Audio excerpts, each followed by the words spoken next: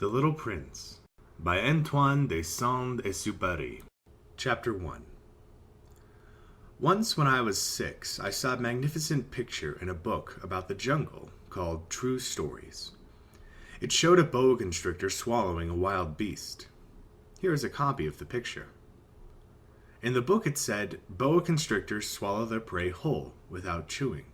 Afterwards, they are no longer able to move, and they sleep during the 6 months of their digestion. In those days, I thought a lot about jungle adventures, and eventually managed to make my first drawing, using a colored pencil. My drawing number 1 looked like this. I showed the grown-ups my masterpiece, and I asked them if my drawing scared them. They answered, "Why be scared of a hat?" My drawing was not a picture of a hat. It was a picture of a boa constrictor digesting an elephant. Then I drew the inside of a boa constrictor, so the grown-ups could understand. They always need explanations. My drawing number 2 looked like this. The grown-ups advised me to put away my drawings of boa constrictors outside or inside, and apply myself instead to geography, history, arithmetic, and grammar. That is why I abandoned, at the age of 6, a magnificent career as an artist. I had been discouraged by the failure of my drawing number 1 and of my drawing number 2. Grown-ups never understand anything by themselves, and it is exhausting for children to have to provide explanations over and over again. So then I had to choose another career, and I learned to pilot airplanes. I've flown almost everywhere in the world, and, as a matter of fact, geography has been a big help to me. I could tell China from Arizona at first glance, which is very useful if you get lost during the night. So I have had, in the course of my life, lots of encounters with lots of serious people. I have spent lots of time with grown-ups. I've seen them at close range, which hasn't much improved my opinion of them. Whenever I encountered a grown-up who seemed to me at all enlightened, I would experiment on him with my drawing number 1, which I have always kept. I wanted to see if he really understood anything. But he would always answer, "That's a hat." Then I wouldn't talk about boa constrictors or jungles or stars. I would put myself on his level and talk about bridge and golf and politics and neckties. And my grown-up was glad to know such a reasonable person. Chapter 2. So I lived all alone, without anyone I could really talk to, until I had to make a crash landing in the Sahara Desert 6 years ago. Something in my plane's engine had broken, and since I had neither a mechanic nor passengers in the plane with me, I was preparing to undertake the difficult repair job by myself. For me, it was a matter of life or death. I had only enough drinking water for 8 days. The first night, then, I went to sleep on the sand 1,000 miles from any inhabited country. I was more isolated than a man shipwrecked on a raft in the middle of the ocean. So you can imagine my surprise when I was awakened at daybreak by a funny little voice, saying, "Please, please draw me a sheep." What? Draw me a sheep. I leapt up as if I had been struck by lightning. I rubbed my eyes hard. I stared. And I saw an extraordinary little fellow staring back at me very seriously. Here is the best portrait I managed to make of him later on. But of course my drawing is much less attractive than my model. This is not my fault. My career as a painter was discouraged at the age of 6 by grown-ups, and I had never learned to draw anything except boa constrictors, outside and inside. So I stared wide-eyed at this apparition. Don't forget that I was 1,000 miles from any inhabited territory. Yet this little fellow seemed to be neither lost, nor dying of exhaustion, hunger, or thirst. Nor did he seem scared of death. There was nothing in his appearance that suggested a child lost in the middle of a desert 1,000 miles from any inhabited territory. When I finally managed to speak, I asked him, "But what are you doing here?" And then he repeated, very slowly and very seriously, "Please, draw me a sheep."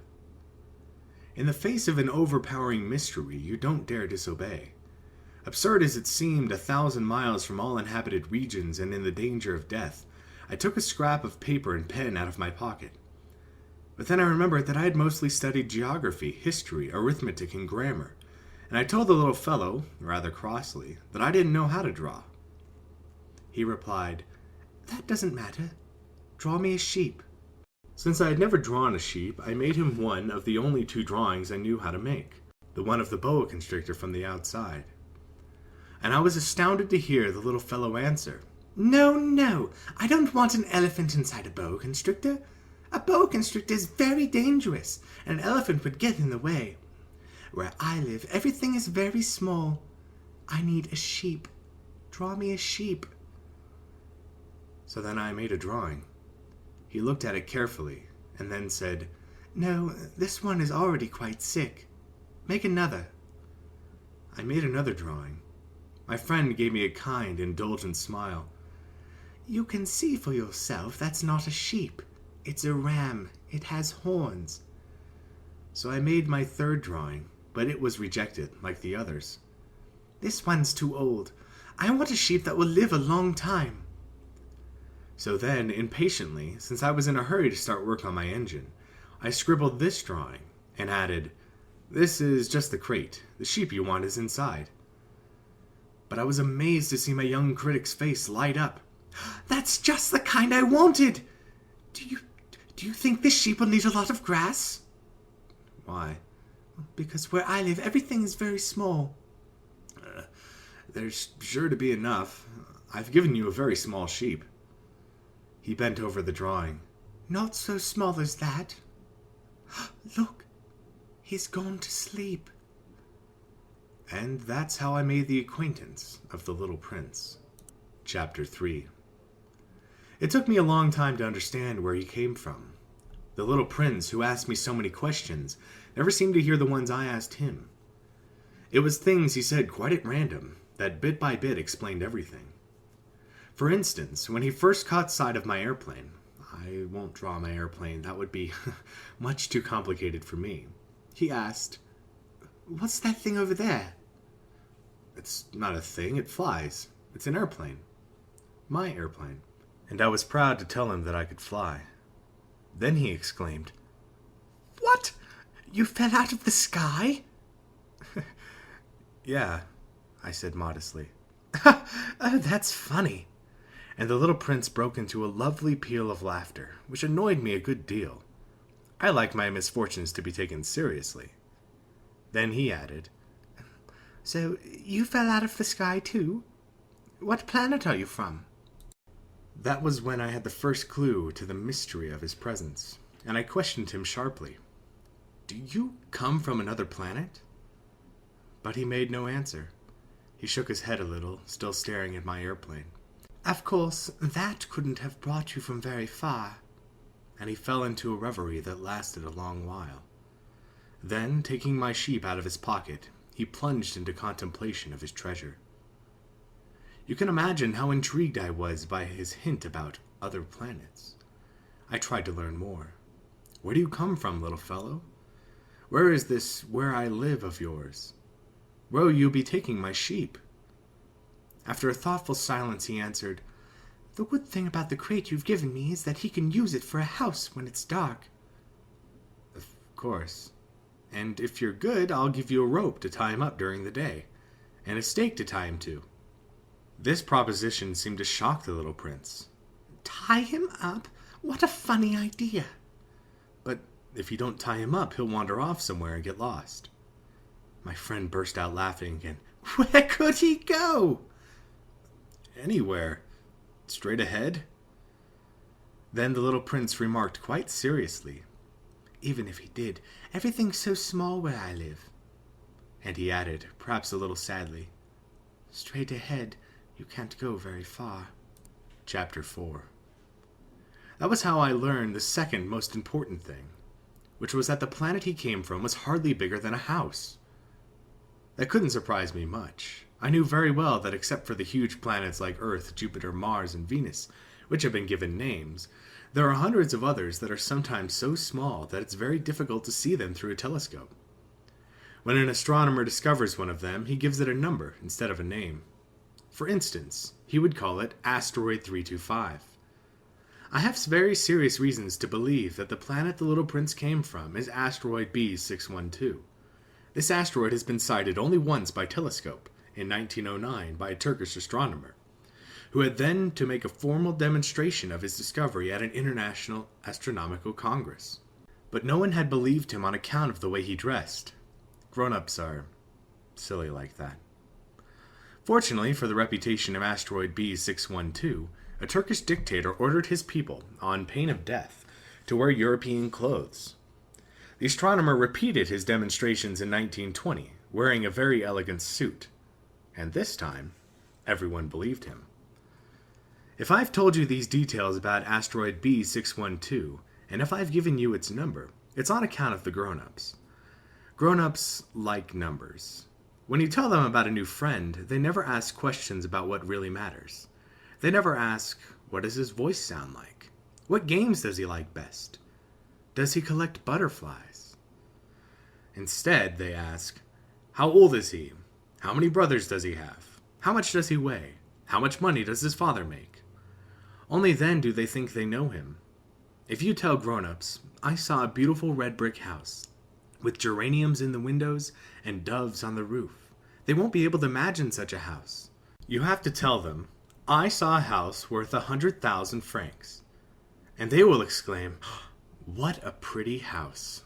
So if you tell them, the proof of a little prince's existence is that he was delightful, that he laughed, and that he wanted a sheep. When somebody wants a sheep, that proves that he exists. They shrug their shoulders and treat you like a child. But if you tell them, the planet he came from is asteroid B612, then they'll be convinced, and they won't bother you with their questions. That's the way they are. You must not hold it against them. Children should be very understanding of grown-ups. But, of course, those of us who understand life couldn't care less about numbers. I should have liked to begin the story like a fairy tale. I should have liked to say, once upon a time, there was a little prince who lived on a planet hardly any bigger than he was, and who needed a friend. For those who understand life, that would sound much truer. The fact is, I don't want my book to be taken lightly. Telling these memories is so painful for me. It's already been 6 years since my friend went away, taking his sheep with him. If I try to describe him here, it's so I won't forget him. It's sad to forget a friend. Not everyone has a friend. And I might become like the grown-ups who are no longer interested in anything but numbers. Which is still another reason why I bought a box of paints and some pencils.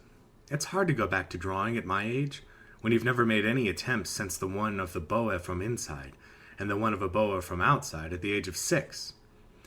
I'll certainly try to make my portraits as true to life as possible, but I'm not entirely sure of succeeding.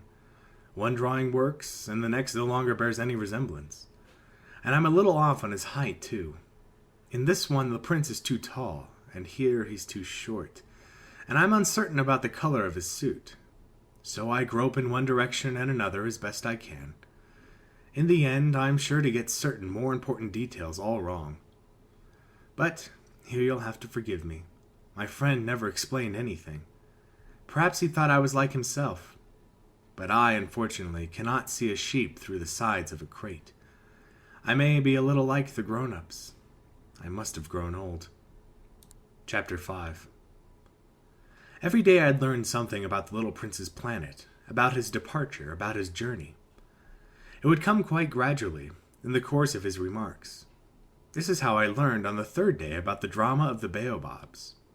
This time, too, I had the sheep to thank. For suddenly the little prince asked me a question, as if overcome by a grave doubt. Isn't it true that sheep eat bushes? Yes, that's right. Ah, I'm glad. I didn't understand why it was so important that the sheep should eat bushes, but the little prince added, and therefore they eat baobabs too.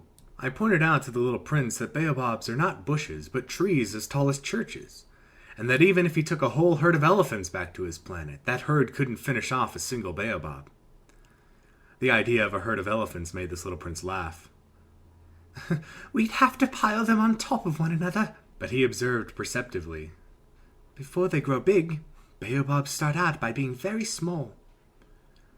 True enough, but why do you want your sheep to eat little baobabs? He answered. Oh, come on, you know, as if we were talking about something quite obvious. And I was forced to make a great mental effort to understand this problem all by myself. And in fact, on the Little Prince's planet there were, as on all planets, good plants and bad plants. The good plants come from good seeds, and the bad plants from bad seeds. But the seeds are invisible. They sleep in the secrecy of the ground until one of them decides to wake up. Then it stretches and begins to sprout, quite timidly at first, a charming, harmless little twig reaching towards the sun. If it's a radish seed or a rosebush seed, you can let it sprout all it likes. But if it's the seed of a bad plant, you must pull up the plant right away, as soon as you recognize it. As it happens, there were terrible seeds on the Little Prince's planet. Baobab seeds. The planet's soil was infested with them. Now, if you attend to a baobab too late, you can never get rid of it again. It overgrows the whole planet. Its roots pierce right through. And if the planet is too small, and if there are too many baobabs, they'll make it burst into pieces. "It's a question of discipline," the little prince told me later on. "When you've finished washing and dressing each morning, you must tend to your planet. You must be sure you pull up the baobabs regularly, as soon as you can tell them apart from the rose bushes, which they closely resemble when they're very young. It's very tedious work, but very easy." And one day he advised me to do my best to make a beautiful drawing, for the edification of the children where I live. "If they travel some day," he told me, "it could be useful to them. Sometimes there's no harm in postponing your work until later, but with baobabs, it's always a catastrophe. I knew one planet that was inhabited by a lazy man. He had neglected 3 bushes. So, following the little prince's instructions, I have drawn that planet. I don't much like assuming the tone of a moralist, but the dangers of baobabs is so little recognized, and the risks run by anyone who might get lost on an asteroid are so considerable, that for once I am making an exception to my habitual reserve. I say, children, watch out for baobabs. It's to warn my friends of a danger of which they, like myself, have long been unaware, that I work so hard on this drawing. The lesson I am teaching is worth the trouble. You may be asking, why are there no other drawings in this book as big as the drawing of the baobabs? There's a simple answer. I tried, but I couldn't manage it. When I drew the baobabs, I was inspired by a sense of urgency. Chapter 6. Oh, little prince. Gradually, this was how I came to understand your sad little life. For a long time, your only entertainment was the pleasure of sunsets. I learned this new detail on the morning of the 4th day, when you told me, "I really like sunsets.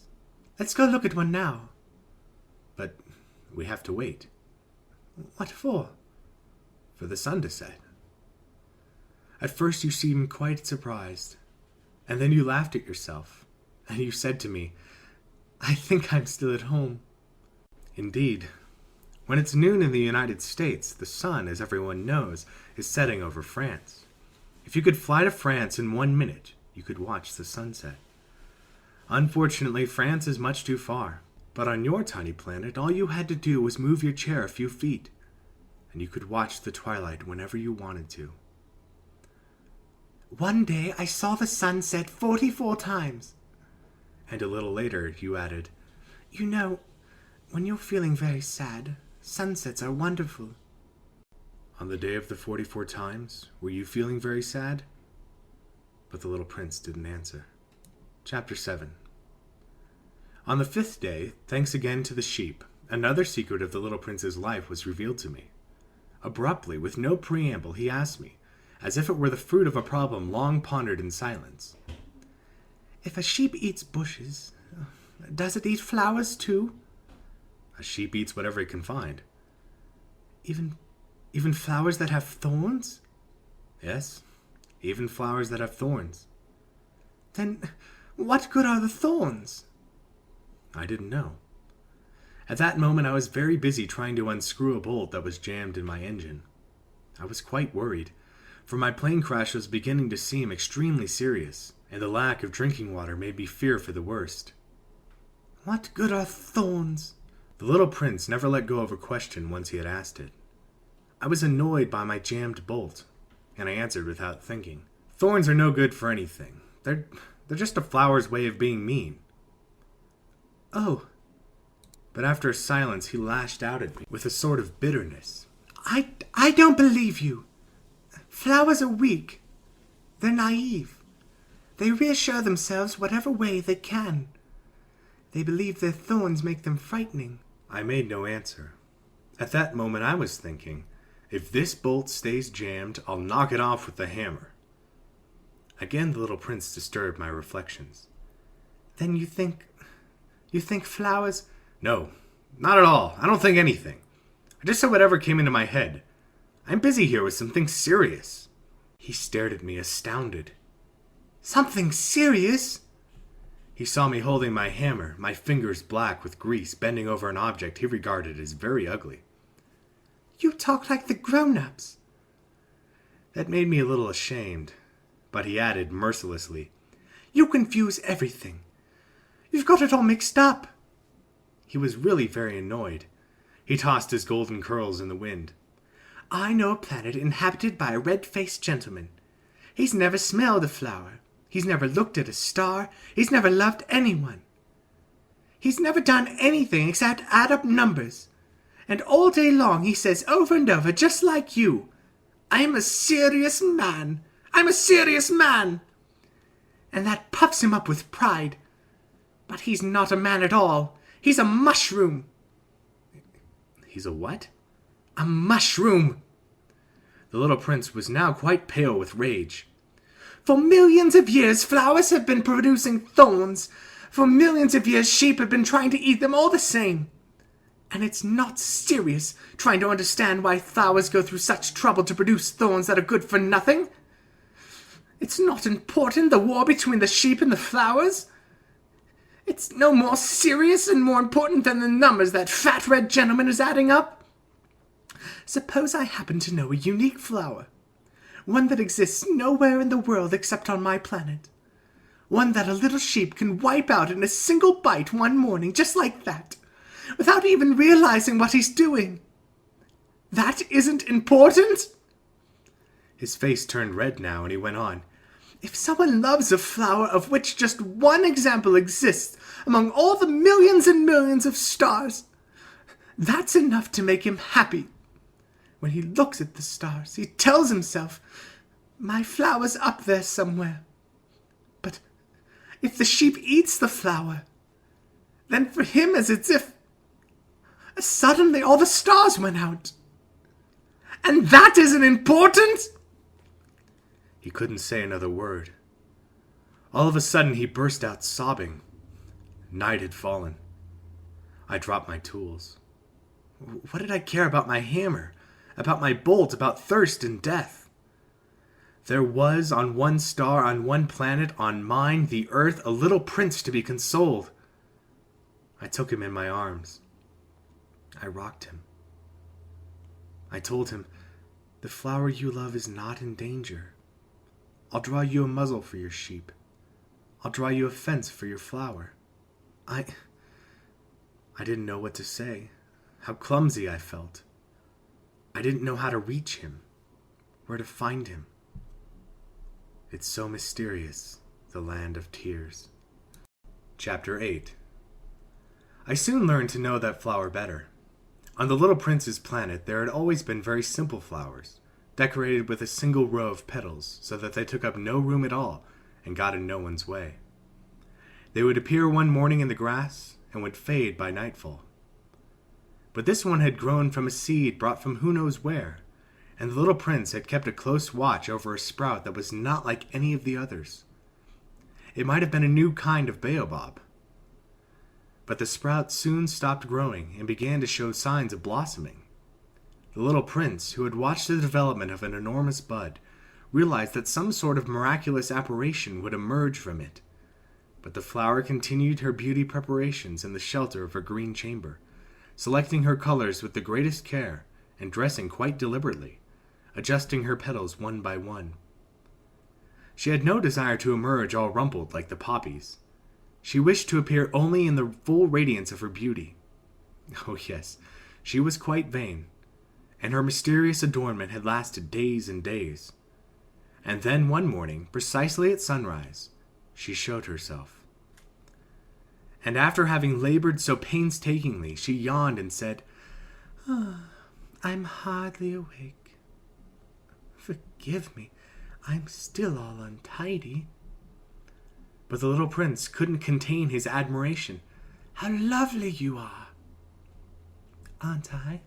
The flower answered sweetly. And I was born the same time as the sun. The little prince realized that she wasn't any too modest, but she was so dazzling. I believe it's breakfast time, she had soon added. Would you be so kind as to tend to me? And the little prince, utterly abashed, having gone to look for a watering can, served the flower. She had soon begun tormenting him with her rather touchy vanity. One day, for instance, alluding to her 4 thorns, she remarked to the little prince, I'm ready for tigers with all their claws. There are no tigers on my planet, the little prince had objected. And besides, tigers don't eat weeds. I'm not a weed, the flower replied sweetly. Forgive me. I am not at all afraid of tigers, but I have a horror of drafts. You wouldn't happen to have a screen? A horror of drafts? That's not a good sign for a plant, the little prince had observed. How complicated this flower is. After dark you will put me under glass. How cold it is where you live. Quite uncomfortable. Where I come from... But she suddenly broke off. She had come here as a seed. She couldn't have known anything of other worlds. Humiliated at having let herself be caught on the verge of so naive a lie, she coughed 2 or 3 times in order to put the little prince in the wrong. That screen? I was going to look for one, but you were speaking to me. Then she made herself cough again, in order to inflict a tinge of remorse on him all the same. So the little prince, despite all the goodwill of his love, had come to mistrust her. He had taken seriously certain inconsequential remarks, and had grown very unhappy. I shouldn't have listened to her, he confided to me one day. You must never listen to flowers. You must look at them and smell them. Mine perfumed my planet, but I didn't know how to enjoy that. The business about the tiger claws, instead of annoying me, ought to have moved me. And he confided further. In those days I didn't understand anything. I should have judged her according to her actions, not her words. She perfumed my planet and lit up my life. I should never have run away. I ought to have realized the tenderness underlying her silly pretensions. Flowers are so contradictory. But I was too young to know how to love her. Chapter 9. In order to make his escape, I believe he took advantage of a migration of wild birds. On the morning of his departure, he put his planet in order. He carefully raked out his active volcanoes. The prince possessed 2 active volcanoes, which were very convenient for warming his breakfast. He also possessed 1 extinct volcano. But, as he said, you never know. So he raked out the extinct volcano too. If they are properly raked out, volcanoes burn gently and regularly, without eruptions. Volcanic eruptions are much like the fires in a chimney. Of course, on our Earth, we are very much too small to rake out our volcanoes. That is why they cause us so much trouble. The little prince also uprooted, a little sadly, the last baobab shoots. He believed he would never be coming back, but all these familiar tasks seemed very sweet to him on this last morning. And when he watered the flower one last time, and put her under glass, he felt like crying. Goodbye, he said to the flower, but she did not answer him. Goodbye, he repeated. The flower coughed, but not because she had a cold. I've been silly, she told him at last. I ask for your forgiveness. Try to be happy. He was surprised that there were no reproaches. He stood there quite bewildered, holding the glass bell in midair. He failed to understand this calm sweetness. Of course I love you, the flower told him. It was my fault that you never knew. It doesn't matter. But you were just as silly as I was. try to be happy. Put that glass thing down. I don't want it anymore. But the wind, my cold isn't that bad. The night air will do me good. I'm a flower. But the animals, I need to put up with 2 or 3 caterpillars if I want to get to know the butterflies. Apparently, they're very beautiful. Otherwise, who will visit me? You'll be far away. As for the big animals, I'm not afraid of them. I have my own claws. And she naively showed her 4 thorns. Then she added, Don't hang around like this. It's irritating. You made up your mind to leave. Now go. For she didn't want him to see her crying. She was such a proud flower.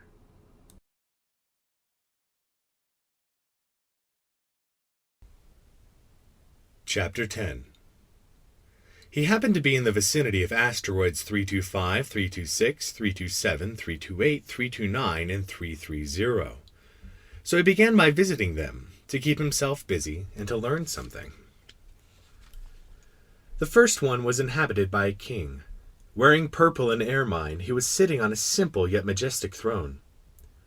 "Ah, here's a subject," the king exclaimed when he caught sight of the little prince. And the little prince wondered, how can he know who I am if he's never seen me before? He didn't realize that for kings the world is extremely simplified. All men are subjects. "Approach the throne so I can get a better look at you," said the king, very proud of being a king for someone at last. The little prince looked around for a place to sit down, but the planet was covered by the magnificent ermine cloak. So he remained standing, and since he was tired, he yawned. "It is a violation of etiquette to yawn in a king's presence," the monarch told him. "I forbid you to do so." "I can't help it," answered the little prince, quite embarrassed. "I've made a long journey, and I haven't had any sleep." "Then I command you to yawn," said the king. "I haven't seen anyone yawn for years. For me, yawns are a curiosity. Come on, yawn again. It's an order." "That intimidates me. I can't do it now," said the little prince, blushing deeply. Well, well," the king replied. "Then I command you to yawn sometimes, and sometimes to—" He was sputtering a little, and seemed annoyed. For the king insisted that his authority be universally respected. He would tolerate no disobedience, being an absolute monarch. But since he was a kindly man, all his commands were reasonable. "If I were to command," he would sometimes say, "if I were to command a general to turn into a seagull, and if the general did not obey, that would not be the general's fault. It would be mine." "May I sit down?" the little prince timidly inquired. "I command you to sit down," the king replied, majestically gathering up the fold of his ermine robe. But the little prince was wondering. The planet was tiny. Over what could the king really reign? "Sire," he ventured. "Excuse me for asking." "I command you to ask," the king hastened to say. "Sire, over what do you reign?" "Over everything," the king answered, with great simplicity. "Over everything?" With a discreet gesture, the king pointed to his planet, to the other planets, and to the stars. "Over all that?" asked the little prince. "Over all that," the king answered. For not only was he an absolute monarch, but a universal monarch as well. "And do the stars obey you?" "Of course," the king replied. "They obey immediately. I tolerate no insubordination." Such power amazed the little prince. If he had wielded it himself, he could have watched not 44, but 72, or even 100, or even 200 sunsets on the same day without ever having to move his chair. And since he was feeling rather sad on account of remembering his own little planet which he had forsaken, he ventured to ask a favor of the king. I'd like to see a sunset. Do me a favor, your majesty," Command the sun to set. If I commanded a general to fly from one flower to the next like a butterfly, or to write a tragedy, or to turn into a seagull, and if the general did not carry out my command, which of us would be in the wrong, the general or me?" "You would be," said the little prince quite firmly. "Exactly. One must command from each what each can perform," the king went on. "Authority is based first upon reason. If you command your subjects to jump in the ocean, there will be a revolution. I am entitled to command obedience because my orders are reasonable." "Then my sunset?" insisted the little prince, who never let go of a question once he had asked it. "You shall have your sunset. I shall command it. But I shall wait, according to my science of government, until conditions are favorable." "And when will that be?" inquired the little prince. "Well, well," replied the king, first consulting a large calendar.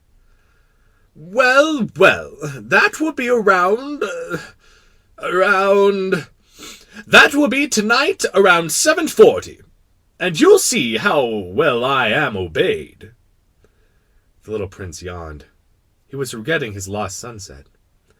And besides, he was already growing a little bored. "I have nothing further to do here," he told the king. "I'm going to be on my way." "Do not leave," answered the king, who was so proud of having a subject. "Do not leave. I shall make you my minister." "A minister of what?" Of justice." "But there's no one here to judge." "You never know," the king told him. "I have not yet explored the whole of my realm. I am very old. I have no room for a carriage, and it wearies me to walk." "Oh, but I've already seen for myself," said the little prince, leaning forward to glance one more time at the other side of the planet. There's no one over there either." "Then you shall pass judgment on yourself," the king answered. "That is the hardest thing of all. It is much harder for you to judge yourself than to judge others.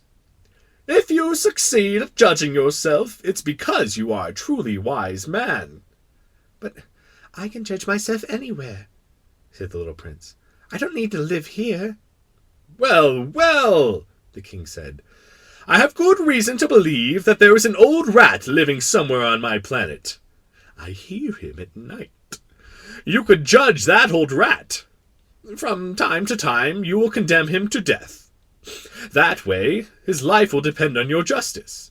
But you'll only pardon him each time for economy's sake. There's only one rat."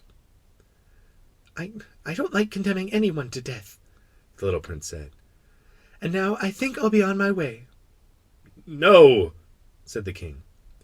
The little prince, having completed his preparations, had no desire to aggrieve the old monarch. If your majesty desires to be promptly obeyed, he should give me a reasonable command.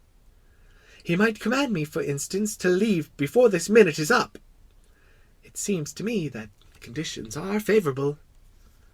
The king having made no answer, the little prince hesitated at first, and then, with a sigh, took his leave. I make you my ambassador!" the king hastily shouted after him. He had a great air of authority. "Grown-ups are so strange," the little prince said to himself as he went on his way.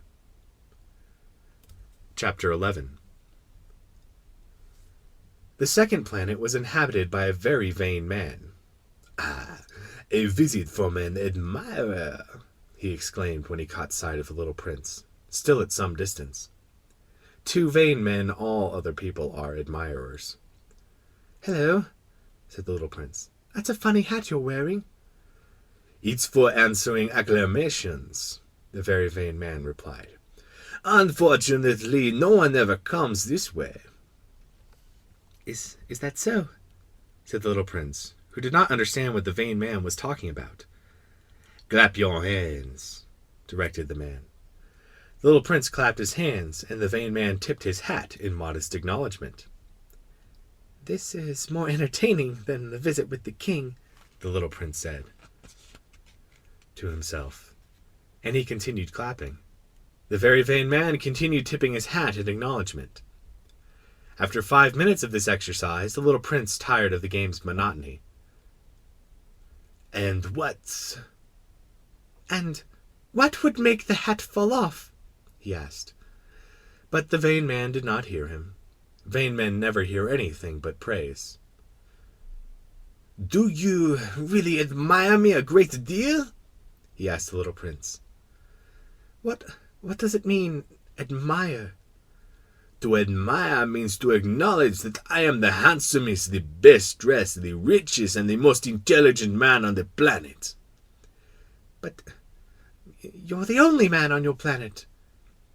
"Do me this favor. Admire me all the same." I admire you," said the little prince, with a little shrug of his shoulders. "But what is there about my admiration that interests you so much?" And the little prince went on his way. Grown-ups are certainly very strange," he said to himself as he continued his journey. Chapter 12. The next planet was inhabited by a drunkard. This visit was a very brief one, but it plunged the little prince into a deep depression.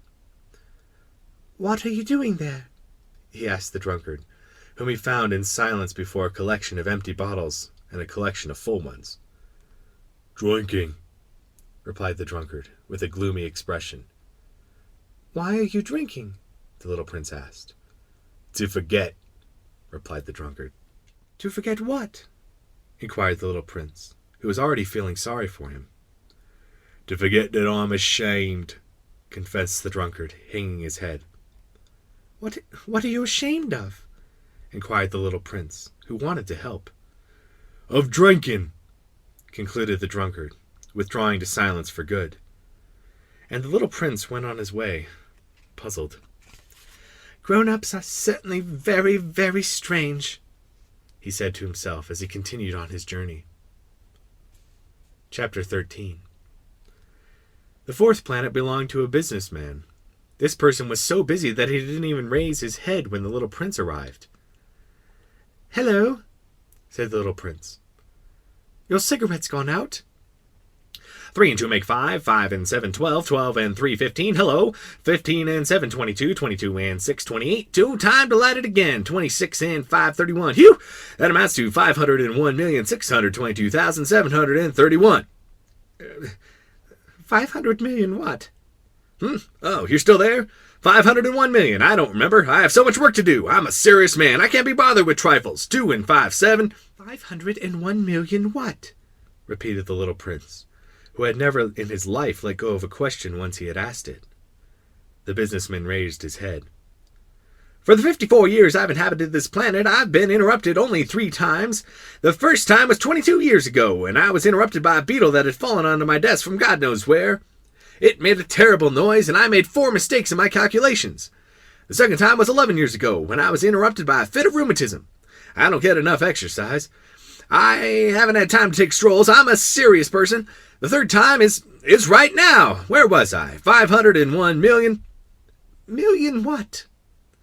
The businessman realized that he had no hope of being left in peace. Oh, of those little things you sometimes see in the sky. Flies? No, those little shiny things. Bees? No, those little golden things that make lazy people daydream. Now, I'm a serious person. I have no time for daydreaming.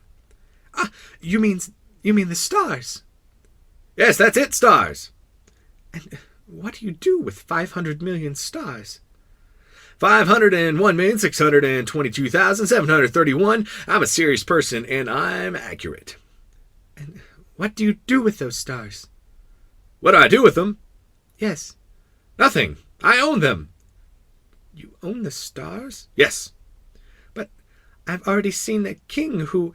Kings don't own. They reign over. It's quite different. And what good does owning the stars do you? It does me the good of being rich. And what good does it do you to be rich? It lets me buy other stars if somebody discovers them.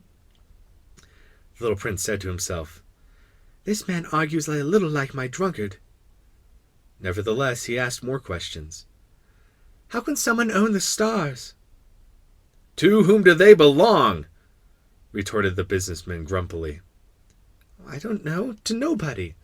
"Then they belong to me, because I thought of it first." "And that's all it takes?" "Of course.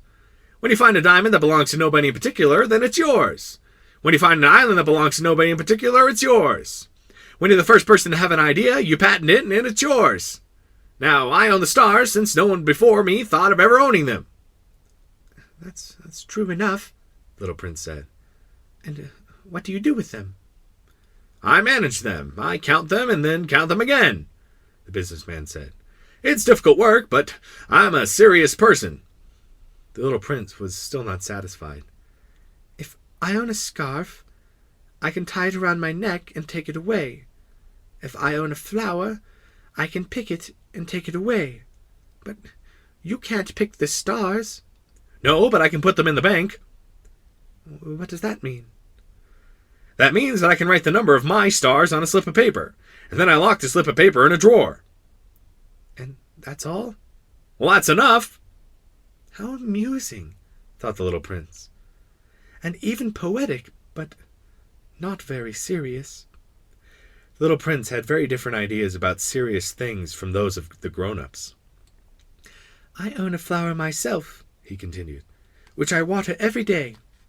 I own 3 volcanoes, which I rake out every week. I even rake out the extinct one. You never know. So it's of some use to my volcanoes, and it's useful to my flower that I own them.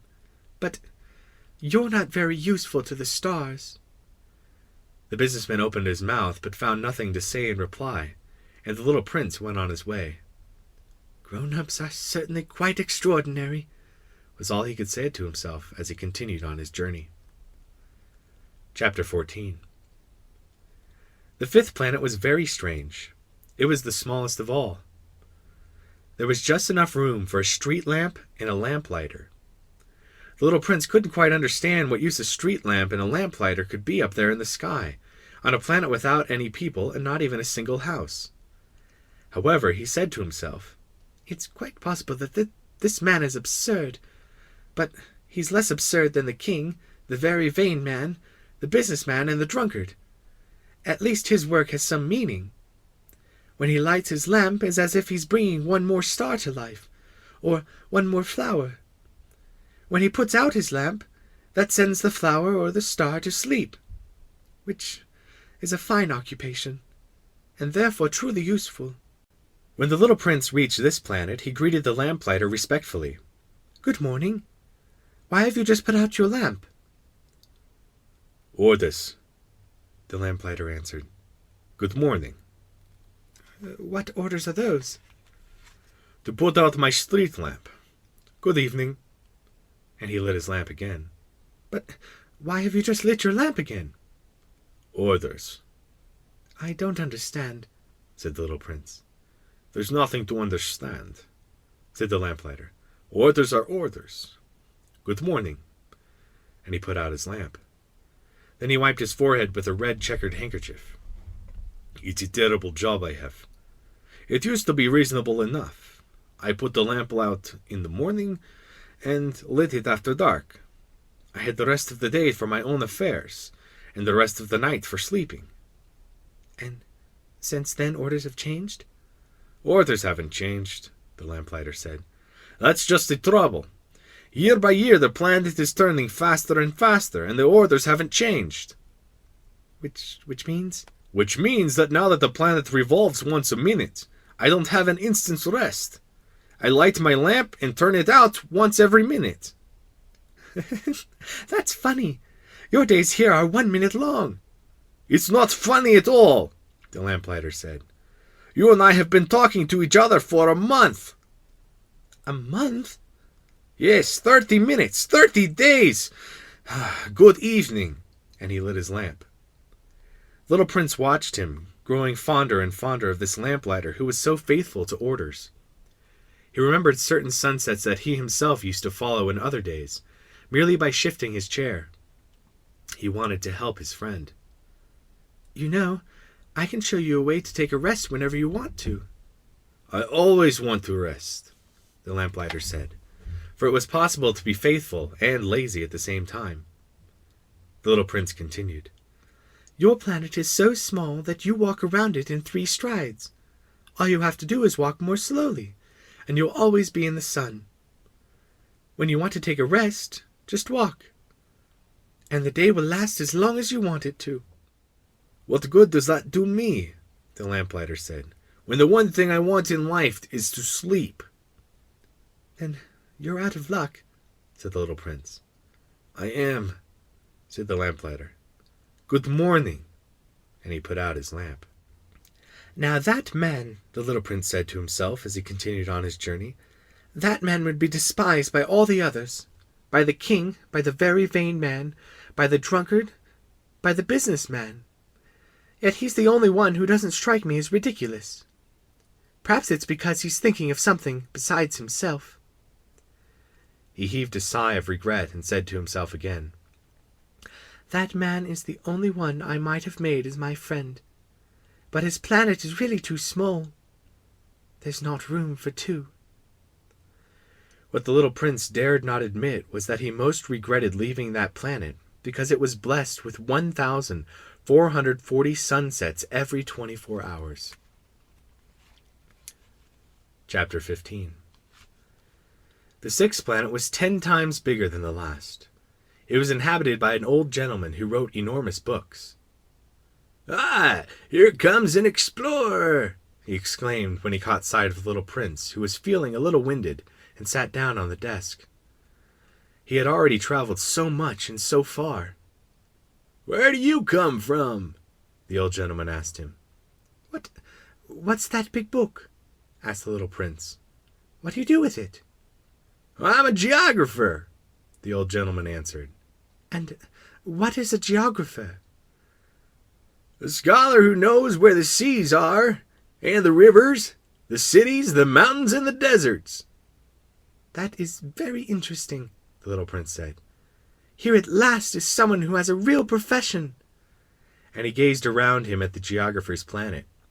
He had never seen a planet so majestic. "Your planet is very beautiful," he said. "Does it have any oceans?" "Oh, I couldn't say," said the geographer. "Oh." The little prince was disappointed. "And mountains?" "I couldn't say," said the geographer. "And cities and rivers and deserts?" "I couldn't tell you that either," the geographer said. "But you're a geographer." "That's right," said the geographer. "But I'm not an explorer. There's not one explorer on my planet. A geographer doesn't go out to describe cities, rivers, mountains, seas, oceans, and deserts. A geographer's too important to go wandering about. He never leaves his study, but he receives the explorers there. He questions them, and he writes down what they remember. And if the memories of one of the explorers seem interesting to him, then the geographer conducts an inquiry into that explorer's moral character." "Why is that?" "Because an explorer who told lies would cause disasters in the geography books, as would an explorer who drank too much." "Why is that?" the little prince asked again. "'Cause drunkards see double, and the geographer would write down 2 mountains when there's only one." "I know someone," said the little prince, "who would be a bad explorer." "Possibly. Well, when the explorer's moral character seems to be a good one, an investigation is made into his discovery." "By going to see it?" "No, that would be too complicated. But the explorer is required to furnish proofs. For instance, if he claims to have discovered a large mountain, he is required to bring it back large stones from it." The geographer suddenly grew excited. "But you come from very far away. You're an explorer. You must describe your planet for me." And the geographer, having opened his logbook, sharpened his pencil. Explorers' reports are first recorded in pencil. Ink is only used after proofs have been furnished. "Well?" said the geographer expectedly. "Oh, Where I live," said the little prince, "is not very interesting. It's so small. I have 3 volcanoes, 2 active and 1 extinct, but you never know." "You never know," said the geographer. "I also have a flower." "We don't record flowers," the geographer said. "Why not? It's the prettiest thing." "'Cause flowers are ephemeral." What does ephemeral mean?" "Geographies," said the geographer, "are the finest books of all. They never go out of fashion. It's extremely rare for a mountain to change position. It's extremely rare for an ocean to be drained of its water. We write eternal things." "But extinct volcanoes can come back to life," the little prince interrupted. "What does ephemeral mean?" "Whether volcanoes are extinct or active comes down to the very same thing for us," said the geographer. "For us, what counts is the mountain. That doesn't change." "But what does ephemeral mean?" repeated the little prince, who had never in all his life let go of a question once he had asked it. "It means which is threatened by imminent disappearance." Is my flower threatened by imminent disappearance?" "Of course." "My flower is ephemeral," the little prince said to himself, "and she has only 4 thorns with which to defend herself against the world. And I have left her all alone where I live." That was his first impulse of regret. But he plucked up his courage again. Where would you advise me to visit?" he asked. "The planet Earth," the geographer answered. "It has a good reputation." And the little prince went on his way, thinking about his flower. Chapter 16. The 7th planet, then, was the Earth. The Earth is not just another planet. It contains 111 kings, including, of course, the African kings, 7,000 geographers, 900,000 businessmen, 7.5 million drunkards, 311 million vain men, in other words, about 2 billion grown-ups. To give you a notion of the Earth's dimensions, I can tell you that before the invention of electricity, it was necessary to maintain, over the whole of 6 continents, a veritable army of 462,511 lamplighters. Seen from some distance, this made a splendid effect. The movements of this army were ordered like those of a ballet. First came the turn of the lamplighters of New Zealand and Australia. Then these, having lit their street lamps, would go home to sleep. Next it would be the turn of the lamplighters in China and Siberia, and they would perform their steps in the lamplighters' ballet, and then they too would vanish into the wings.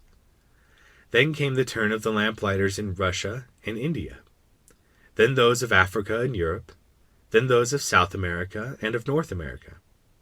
And they never missed their cues for their appearance on stage. It was awe-inspiring. Only the lamplighter of the single street lamp in the North Pole and his colleague of the single street lamp at the South Pole led carefree, idle lives.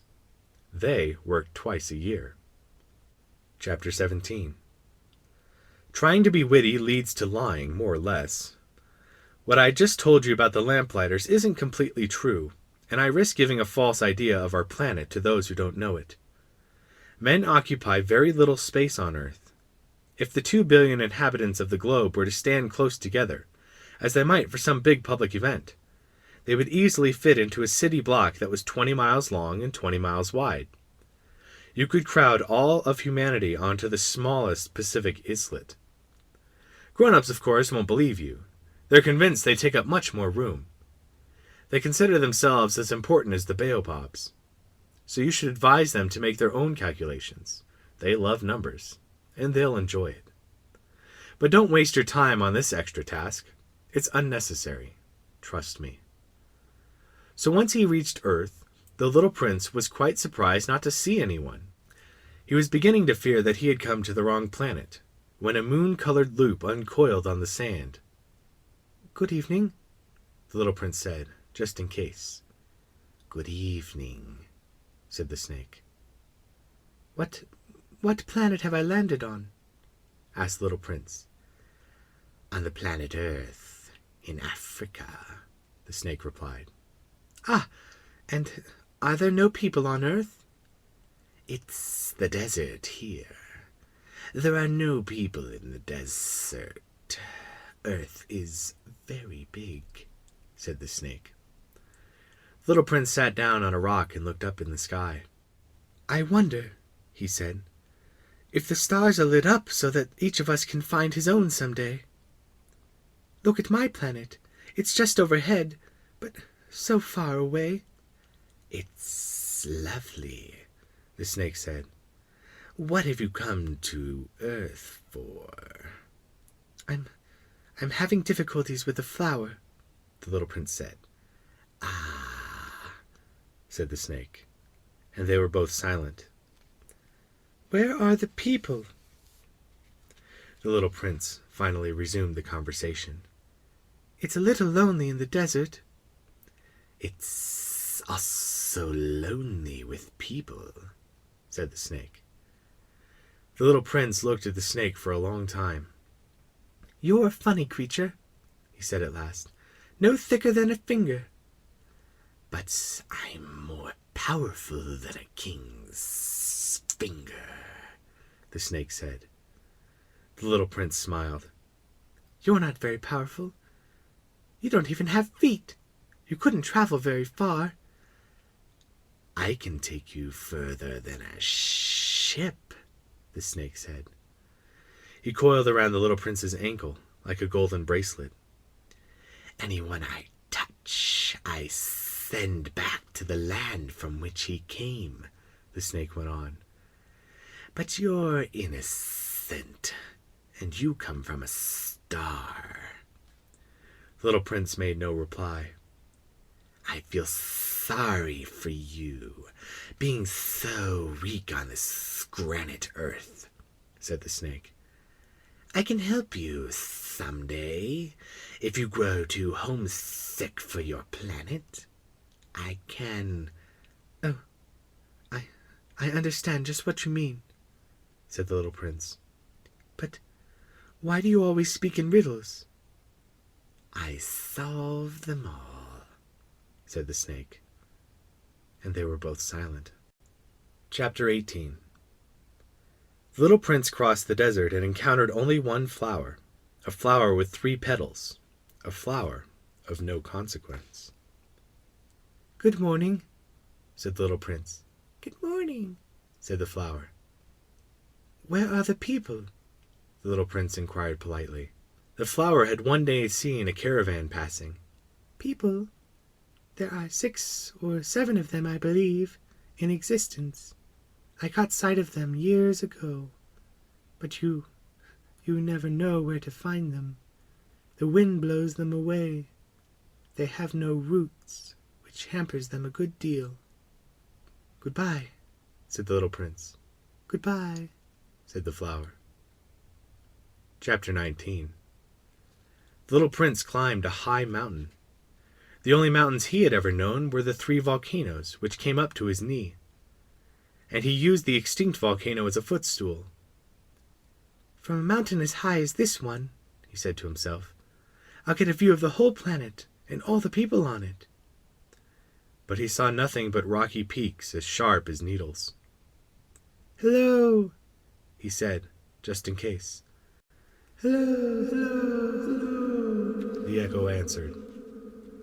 Who are you? asked the little prince. Who are you? Who are you? Who are you? The echo answered.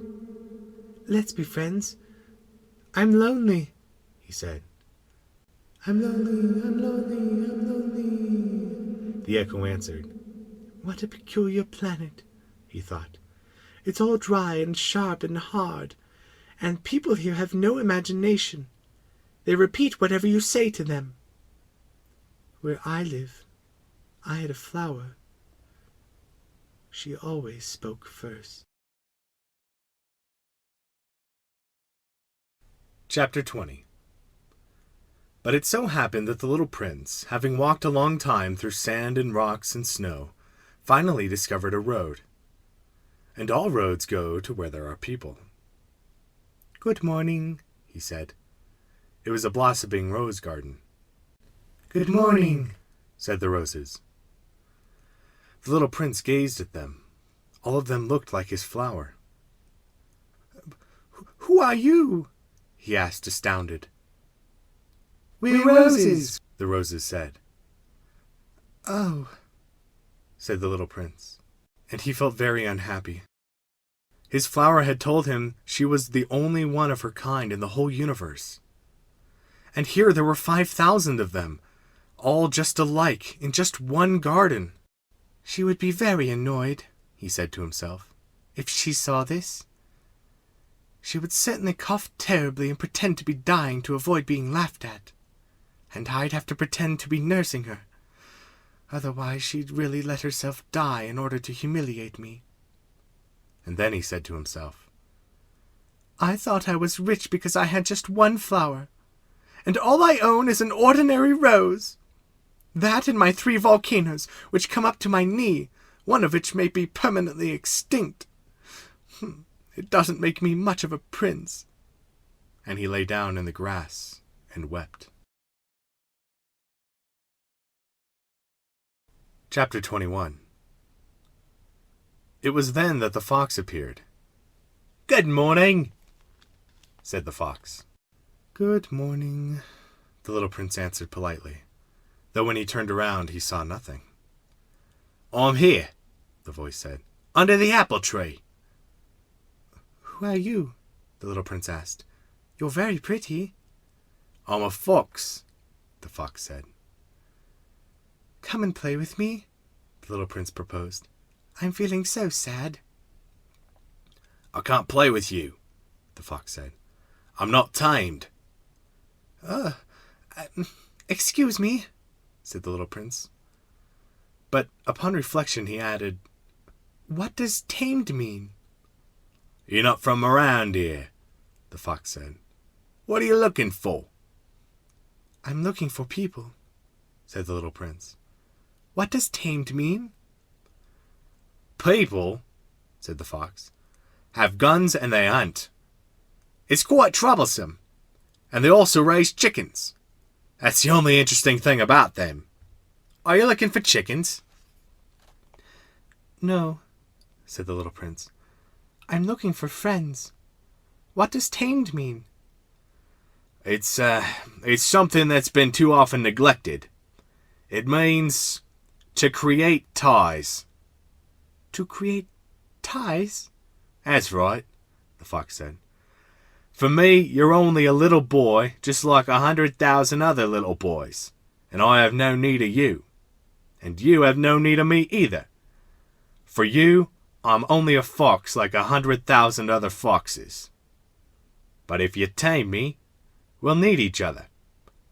You'll be the only boy in the world for me. I'll be the only fox in the world for you." "I'm beginning to understand," the little prince said. "There's a flower. I think she's tamed me." "Possibly," the fox said. "On Earth one sees all kinds of things." "Oh, this isn't on Earth," the little prince said. The fox seemed quite intrigued. "On another planet?" "Yes." "Are there hunters on that planet?"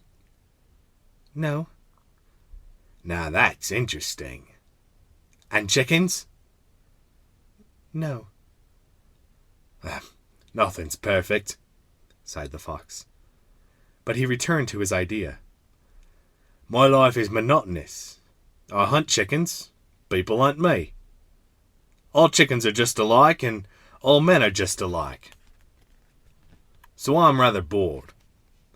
But if you tame me, my life will be filled with sunshine. I'll know the sound of footsteps that'll be different from all the rest. Other footsteps send me back underground. Yours will call me out of my burrow like music. And then look! You see the wheat fields over there? I don't eat bread. For me, wheat is of no use whatsoever. Wheat fields say nothing to me, which is sad. But you have hair the color of gold. So it'll be wonderful once you tame me. The wheat, which is golden, will remind me of you. and I'll love the sound of the wind in the wheat." The fox fell silent and stared at the little prince for a long while. "Please, tame me," he said. I'd like to," the little prince replied, "but I haven't much time. I have friends to find and so many things to learn." "The only things you learn are the things you tame," said the fox.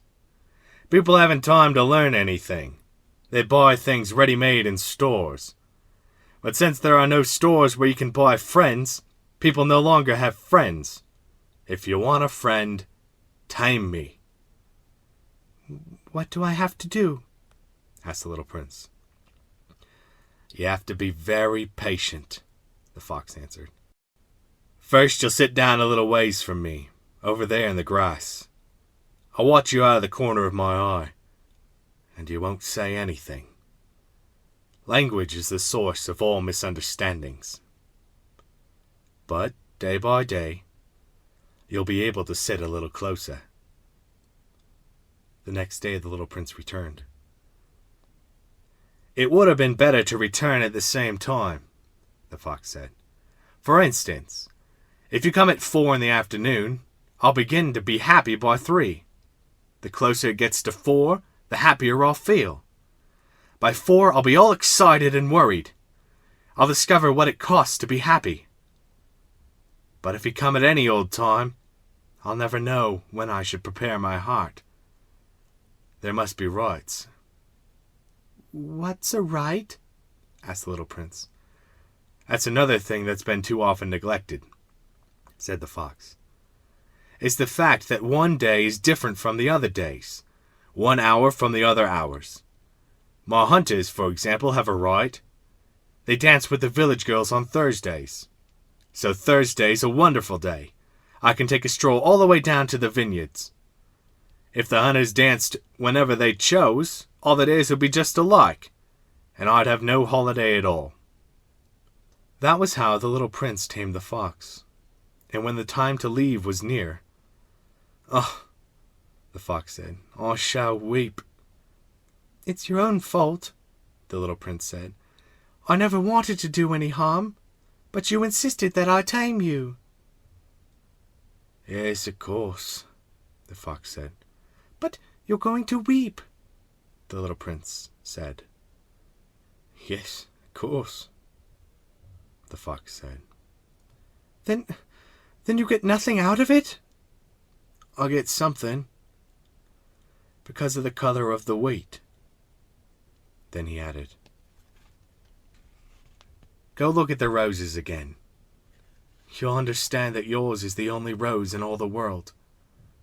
Then come back to say goodbye, and I'll make you the gift of a secret." The little prince went to look at the roses again. "You're not at all like my rose. You're nothing at all yet," he told them. "No one has tamed you, and you haven't tamed anyone. You're the way my fox was. He was just a fox like 100,000 others. But I've made him my friend, and now he's the only fox in all the world." And the roses were humbled. "You're lovely, but you're empty," he went on. "One couldn't die for you. Of course, an ordinary passerby would think my rose looked just like you. But my rose, all on her own, is more important than all of you together, since she's the one I watered, since she's the one I put under glass, since she's the one I sheltered behind a screen, since she's the one for whom I killed the caterpillars, except the 2 or 3 for butterflies, since she's the one I listened to when she complained, or when she boasted, or even sometimes when she said nothing at all, since she's my rose." And he went back to the fox. "Goodbye," he said. "Goodbye," said the fox. "And here's my secret. It's quite simple. One sees clearly only with the heart. Anything essential is invisible to the eyes. Anything essential is invisible to the eyes, the little prince repeated in order to remember. It's the time that you spend on your rose that makes your rose so important. It's the time I spent on my rose, the little prince repeated in order to remember. People have forgotten this truth, the fox said, but you mustn't forget it. You must become responsible forever for what you have timed. You're responsible for your rose. I'm responsible for my rose, the little prince repeated in order to remember. Chapter 22. "Good morning," said the little prince. "Good morning," said the railway switchman. "What is it that you do here?" asked the little prince.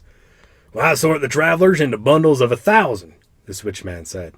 "I dispatch the trains that carry them, sometimes to the right, sometimes to the left." And a brightly lit express train, roaring like thunder, shook the switchman's cabin. What a hurry they're in," said the little prince. "What are they looking for?" "Not even the engineer on the locomotive knows," the switchman said. And another brightly lit express train thundered by in the opposite direction. "Are they coming back already?" asked the little prince. "Well, that's not the same ones. It's an exchange." "They weren't satisfied where they were?" "Well, no one's ever satisfied where he is." And a third brightly lit express train thundered past. "Are they chasing the first travelers?" "They're not chasing anything. They're sleeping in there, or else they're yawning, or the children are pressing their noses against the window panes." "Only the children know what they're looking for. They spend their time on a rag doll, and it becomes very important. And if it's taken away from them, they cry." "They're lucky," the switchman said. Chapter 23. "Good morning." "Good morning," said the sales clerk. This was a sales clerk who sold pills invented to quench thirst. Swallow one a week and you no longer feel any need to drink. "Why do you sell these pills?" "They save so much time," the sales clerk said. "Experts have calculated that you can save 53 minutes a week." "And what do you do with those 53 minutes?" Whatever you like." "If I had 53 minutes to spend as I like," the little prince said to himself, "I'd walk very slowly towards a water fountain." Chapter 24. It was now the 8th day since my crash landing in the desert, and I'd listened to the story about the sales clerk as I was drinking the last drop of my water supply. "Ah," I said to the little prince, "your memories are very pleasant, but I haven't yet repaired my plane. I have nothing left to drink, and I, too, would be glad to walk very slowly toward a water fountain." "My friend the fox told me—" "Little fellow, this has nothing to do with the fox." "Why?" "Because we're going to die of thirst." The little prince didn't follow my reasoning, and answered me, "It's good to have a friend, even if you're going to die. Myself, I'm very glad to have had a fox for a friend." "He doesn't realize the danger," I said to myself. "He's never hungry or thirsty. A little sunlight is enough for him." But the little prince looked at me and answered my thought. "I'm thirsty, too. Let's find a well." I made an exasperated gesture. It is absurd looking for a well at random in the vastness of the desert. But even so, we started walking. When we had walked for several hours in silence, night fell and stars began to appear. I noticed them as in a dream, being somewhat feverish on account of my thirst. The little prince's words danced in my memory. "So, you're thirsty too?" I asked. But he didn't answer my question. He merely said to me, "Water can also be good for the heart." I didn't understand his answer, but I said nothing. I knew by this time that it was no use questioning him. He was tired. He sat down. I sat down next to him. And after a silence he spoke again. The stars are beautiful because of a flower you don't see. I answered, "Yes, of course." And without speaking another word, I stared at the ridges of the sand in the moonlight. The desert is beautiful, the little prince added. And it was true. I've always loved the desert. You sit down on a sand dune. You see nothing. You hear nothing. And yet something shines, something sings in that silence. What makes the desert beautiful is that it hides a well somewhere. I was surprised by suddenly understanding that mysterious radiance of the sands. When I was a little boy, I lived in an old house, and there was a legend that a treasure was buried in it somewhere. Of course, no one had ever been able to find the treasure. Perhaps no one even searched. But it cast a spell over that house. But it cast a spell over that whole house. My house hid a secret in the depths of its heart. "Yes," I said to the little prince, "whether it's a house or the stars or the desert, what makes them beautiful is invisible." I'm glad you agree with my fox. As the little prince was falling asleep, I picked him up in my arms and started walking again. I was moved. It was as if I was carrying a fragile treasure. It actually seemed to me that there was nothing more fragile on earth. By the light of the moon, I gazed at that pale forehead, those closed eyes, and those locks of hair trembling in the wind, and I said to myself, "What I'm looking at is only a shell. What's most important is invisible." As his lips parted in a half-smile, I said to myself again, "What moves me so deeply about this sleeping little prince is his loyalty to a flower. The image of a rose shining within him, like the flame within a lamp, even when he's asleep." And I realized he was even more fragile than I had thought. Lamps must be protected. A gust of wind can blow them out. And walking on like that, I found the well at daybreak. Chapter 25. The little prince said, "People start out in express trains, but they no longer know what they're looking for. Then they get all excited and rush around in circles." And he added, "It's not worth the trouble." The well we had come to was not at all like the wells of the Sahara. The wells of the Sahara are no more than holes dug in the sand. This one looked more like a village well. But there was no village here, and I thought I was dreaming. "It's strange," I said to the little prince. "Everything is ready. The pulley, the bucket, and the rope." He laughed, grasped the rope, and set the pulley working. And the pulley groaned the way an old weather vane groans when the wind has been asleep a long time. "Hear that?" said the little prince. "We've awakened this well, and it's singing." I didn't want him to tire himself out. "Let me do that," I said to him. "It's too heavy for you."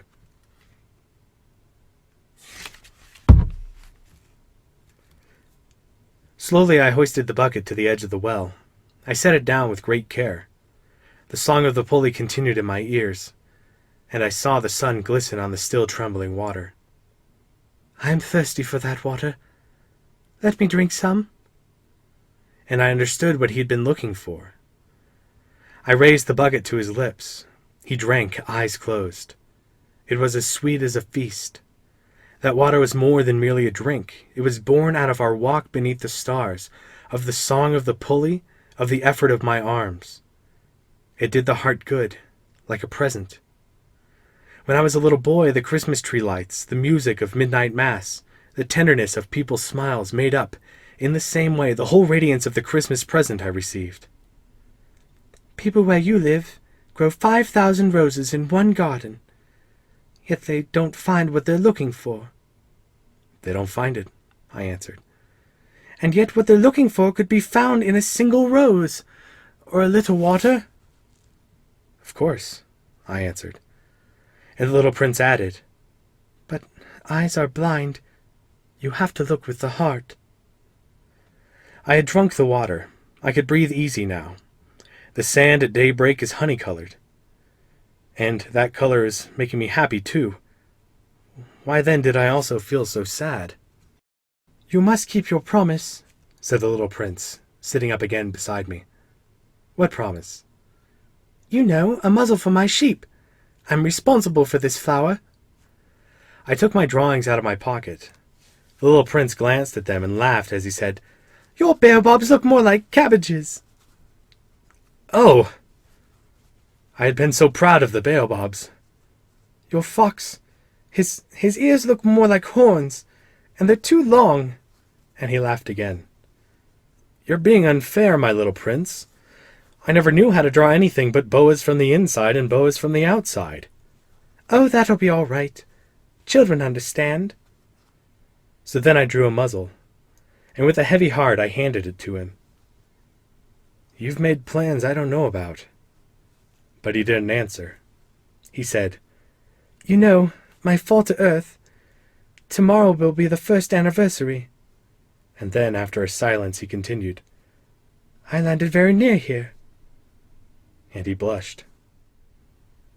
And once again, without understanding why, I felt a strange grief. However, a question occurred to me. Then it wasn't by accident that on the morning I met you 8 days ago, you were walking that way, all alone, 1,000 miles from any inhabited region? Were you returning to the place where you fell to earth?" The little prince blushed again. And I added, hesitantly, "Perhaps on account of the anniversary?" The little prince blushed once more. He never answered questions, but when someone blushes, doesn't that mean yes? "Ah," I said to the little prince, "I'm afraid—" But he answered, "You must get to work now. You must get back to your engine. I'll wait here. Come back tomorrow night." But I wasn't yet reassured. I remembered the fox. You risk tears if you let yourself get tamed.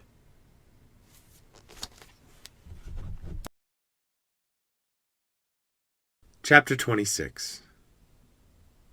Beside the well there was a ruin, an old stone wall. When I came back from my work the next evening, I caught sight of my little prince from a distance. He was sitting on top of the wall, legs dangling, and I heard him talking. "Don't you remember?" he was saying. "This isn't exactly the place." Another voice must have answered him then, for he replied, "Oh, yes, it's the right day, but it isn't the right place." I continued walking toward the wall. I still could neither see nor hear anyone, yet the little prince answered again, "Of course. You'll see where my tracks begin on the sand. Just wait for me there. I'll be there tonight." I was 20 yards from the wall and still saw no one. Then the little prince said, after a silence, "Your poison is good? You're sure it won't make me suffer long?" I stopped short, my heart pounding, but I still didn't understand. "Now go away," the little prince said. "I want to get down from here." Then I looked down toward the foot of the wall and gave a great start. There, coiled in front of the little prince, was one of those yellow snakes that can kill you in 30 seconds. As I dug into my pocket for my revolver, I stepped back, but at the noise I made, the snake flowed over the sand like a trickling fountain, and without even hurrying, slipped away between the stones with a faint metallic sound. I reached the wall just in time to catch my little prince in my arms, his face white as snow. What's going on here? You're talking to snakes now?" I had loosened the yellow scarf he always wore. I had moistened his temples and made him drink some water. And now I didn't dare ask him anything more. He gazed at me with a serious expression and put his arms around my neck. I felt his heart beating like a dying bird's when it's been shot. He said to me, "I'm glad you found out what was the matter with your engine. Now you'll be able to fly again." "How did you know?" I was just coming to tell him that I had been successful beyond all hope. He didn't answer my question. All he said was, "I'm leaving today, too." And then, sadly, "It's much further. It's much more difficult." I realized that something extraordinary was happening. I was holding him in my arms like a little child, yet it seemed to me that he was dropping headlong into an abyss, and I could do nothing to hold him back. His expression was very serious now, lost and remote. I have your sheep, and I have the crate for it, and the muzzle. And he smiled sadly. I waited a long time. I could feel that he was reviving a little. Little fellow, you were frightened. Of course he was frightened, but he laughed a little. I'll be much more frightened tonight. Once again I felt chilled by the sense of something irreparable, and I realized I couldn't bear the thought of never hearing that laugh again. For me it was like a spring of fresh water in the desert. Little fellow, I want to hear you laugh again. But he said to me, Tonight, it'll be a year. My star will be just above the place where I fell last year. Little fellow, it's a bad dream, isn't it? All this conversation with the snake and the meeting place and the star. But he didn't answer my question. All he said was, The most important thing is what can't be seen. Of course. It's the same as for the flower. If you love a flower that lives on a star, then it's good, at night, to look up at the sky. All the stars are blossoming. Of course. It's the same for the water. The water you gave me to drink was like music, on account of the pulley and the rope. You remember. It was good. Of course. At night you'll look up at the stars. It's too small where I live for me to show you where my star is. It's better that way. My star will be one of the stars for you, so you'll like looking at all of them. They'll all be your friends. And besides, I have a present for you. He laughed again. Little fellow, I love hearing that laugh. That'll be my present. Just that. It'll be the same as for the water. What do you mean? People have stars, but they aren't the same. For travelers, the stars are guides. For other people, they're nothing but tiny lights. And for still others, for scholars, they're problems. For my businessmen, they were gold. But all those stars are silent stars. You, though, you'll have stars like nobody else. What do you mean? When you look up at the sky at night, since I'll be living on one of them, since I'll be laughing on one of them, for you, it'll be as if all the stars are laughing. You'll have stars that can laugh. And he laughed again. And when you're consoled, eventually everyone is consoled, you'll be glad you've known me. You'll always be my friend. You'll feel like laughing with me. And you'll open your window sometimes just for the fun of it. And your friends will be amazed to see you laughing while you're looking up at the sky. Then you'll tell them, yes, it's the stars. They always make me laugh. And they'll think you're crazy. It'll be a nasty trick I played on you. And he laughed again. And it'll be as if I had given you, instead of stars, a lot of tiny bells that know how to laugh. And he laughed again. Then he grew serious once more. Tonight, you know. Don't come. I won't leave you. It'll look as if I'm suffering. It'll look a little as if I'm dying. It'll look that way. Don't come see that. It's not worth the trouble. I won't leave you. But he was anxious. I'm telling you this on account of the snake. He mustn't bite you. Snakes are nasty sometimes. They bite just for fun. I won't leave you. But something reassured him. It's true. They don't have enough poison for a second bite. That night I didn't see him leave. He got away without making a sound. When I managed to catch up with him, he was walking fast, with determination. All he said was, "Ah, you're here." And he took my hand. But he was still anxious. You were wrong to come. You'll suffer. I look as if I'm dead, and that won't be true. I said nothing. You understand, it's too far. I can't take this body with me. It's too heavy. I said nothing. But it'll be like an abandoned old shell. There's nothing sad about an old shell. I said nothing. He was a little disheartened now, but he made one more effort. It'd be nice, you know. I'd be looking at the stars, too. All the stars will be wells with a rusty pulley. All the stars will pull out water for me to drink. I said nothing. And it'll be fun. You'll have 500 million little bells, and I'll have 500 million springs of fresh water. And he, too, said nothing, because he was weeping. Here's the place. Let me go on alone. And he sat down because he was frightened. Then he said, You know, my flower, I'm responsible for her. And she's so weak and so naive. She has 4 ridiculous thorns to defend her against the world. I sat down too, because I was unable to stand any longer. He said, There. That's all. He hesitated a little longer, then he stood up. He took a step. I couldn't move.